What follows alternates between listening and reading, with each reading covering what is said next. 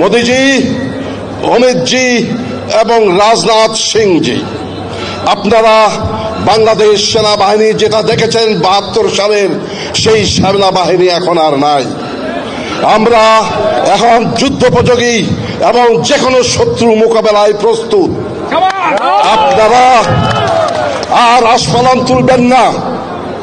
Eastern sector, eastern command গোছানোর ভয় আমাদেরকে দেখাবেন না।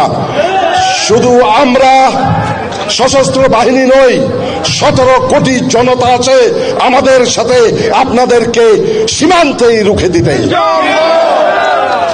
আমরা অতি উদ্বেগের সাথে লক্ষ্য করছি, সম্প্রতি বাংলাদেশের লেডি ফ্রাউন পালিয়ে যাওয়ার পর থেকে ভারতের হিন্দু বিদ্বেষী নেতৃত্বের শেন দৃষ্টি পড়েছে আমাদের দিকে।